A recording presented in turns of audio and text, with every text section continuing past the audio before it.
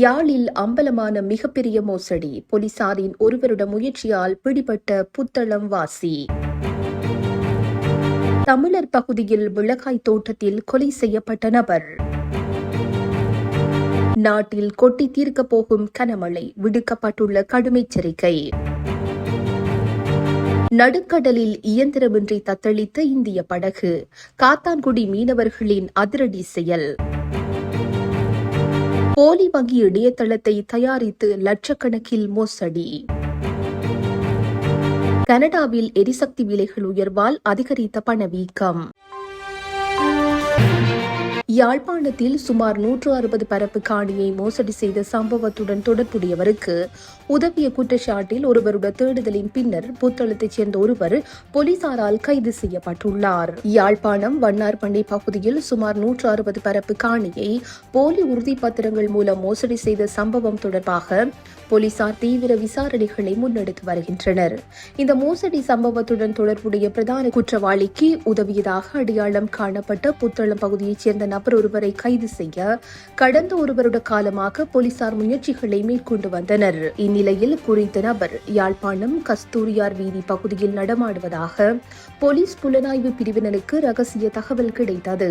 அந்த தகவலின் அடிப்படையில் சம்பவ இடத்திற்கு விரைந்த போலீசார் அவரை கைது செய்தனர். கைது செய்யப்பட்ட நபர் தற்போது யாழ்ப்பாணம் போலீஸ் நிலையத்தில் தடுத்து வைக்கப்பட்டு மேலதிக விசாரணைகளுக்கு உட்படுத்தப்பட்டுள்ளார். மட்டக்களப்பு களுவாஞ்சிக்குடி பிரதேசத்தில் உள்ள வீட்டு திட்ட வீதியில் உள்ள மிளகாய் தோட்டம் ஒன்றில் படுகொலை செய்யப்பட்ட நிலையில் ஆணின் சடலம் மீட்கப்பட்டுள்ளது. களுவாஞ்சிக்குடியைச் சேர்ந்த காசிநாதன் ஜெயகாந்தன் என்பவரே சடலமாக மீட்கப்பட்டுள்ளார். தனது தோட்டத்தில் உள்ள சிறிய கொட்டகைக்குள் உறங்கிக் கொண்டிருந்த நபர் மீதே இனம் தெரியாத நபர்கள் கூறிய ஆயுதங்களால் தாக்கி படுகொலை செய்துள்ளனர். சம்பவம் தொடர்பில் தீவிர விசாரணைகளை போலீசார் மேற்கொண்டு வருகின்றனர். நாட்டின் பெரும்பாலான இடங்களில் மழை அல்லது இடியுடன் கூடிய மழை பெய்யக்கூடும். வளிமண்டலவியல் திணைக்களம் இன்று வெளியிட்டுள்ள அறிக்கையில் இந்த விடயம் தெரிவிக்கப்பட்டுள்ளது. இதன்படி மத்திய சப்ரகமுவ மேல் மற்றும் வடமேல் மாகாணங்களின் சில இடங்களிலும், காலி, மாத்தறை மற்றும் அனுராதபுரம் மாவட்டங்களின் சில இடங்களிலும் 100 மில்லிமீட்டரிலும் கூடிய பலத்த மழை பெய்யக்கூடும். கண்டி, நுவரெலியா, மாத்தளை மற்றும் பதுளை மாவட்டங்கள் தவிர நாட்டின் ஏனைய பிராந்தியங்களில் அதிகரித்த வெப்பநிலை காணப்படும். இடியுடன் கூடிய மழை பெய்யும் போது தற்காலிகமாக வீசக்கூடிய பலத்த காற்று மற்றும் மின்னல் தாக்கங்களினால் ஏற்படக்கூடிய பாதிப்புகளை குறைத்துக் கொள்ள தேவையான முன்னெச்சரிக்கை நடவடிக்கைகளை மேற்கொள்ளுமாறு பொதுமக்களுக்கு அறிவுறுத்தப்பட்டுள்ளது. மட்டக்களப்பு காத்தான்குடி கடற்பரப்பில் கரையிலிருந்து சுமார் 7 கிலோமீட்டர் தொலைவில் இயந்திரமின்றி தத்தளித்துக் கொண்டிருந்த படகு ஒன்றை நேற்று காத்தான்குடி மீனவர்கள் பாதுகாப்பாக கரைக்கு கொண்டு வந்துள்ளனர். நடுக்கடலில் படகு ஒன்று ஆளில்லாத நிலையில் தத்தளிப்பதாக காத்தான்குடி மீனவர்களுக்கு தகவல் கிடைத்தது. இதையடுத்து கடற்படையினர் மற்றும் ராணுவத்தினரின் அனுமதியை பெற்ற மீனவர்கள் அவர்களின் உதவியுடன் நடுக்கடலுக்கு சென்று குறித்த படகை கயிறு மூலம் கட்டி இழுத்து வந்துள்ளனர். மீட்கப்பட்ட படகில் இந்திய நாட்டின் கல்கத்தா விளையாட்டுக் கழகம் என பொறிக்கப்பட்டுள்ளது. சுமார் 18 அடி நீளம் கொண்ட இந்த படகில் இயந்திரமோ அல்லது அதனை செலுத்துபவர்களோ எவரும் இருக்கவில்லை. இவ்வாறான ஒரு படகு இந்த பகுதியில் தத்தளித்துக் கொண்டிருந்தது இதுவே முதல் முறை என்று அப்பகுதி மீனவர்கள் தெரிவித்தனர்.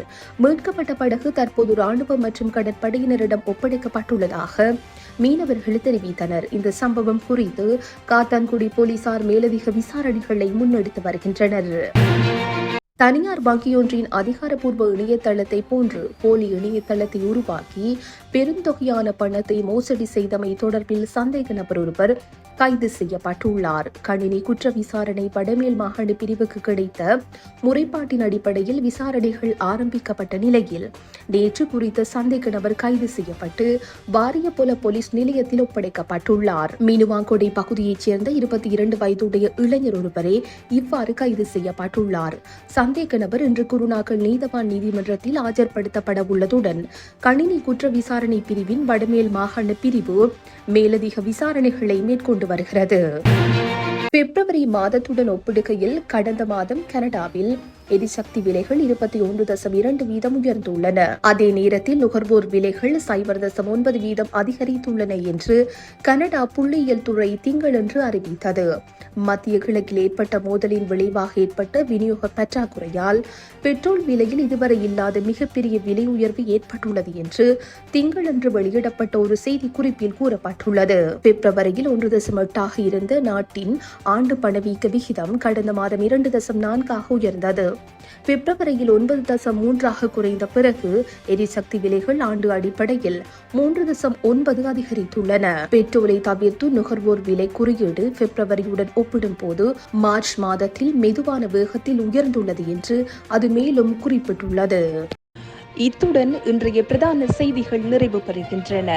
உச்சி மீது வானிடிந்து வீழுகின்ற போதிலும் அச்சமில்லை.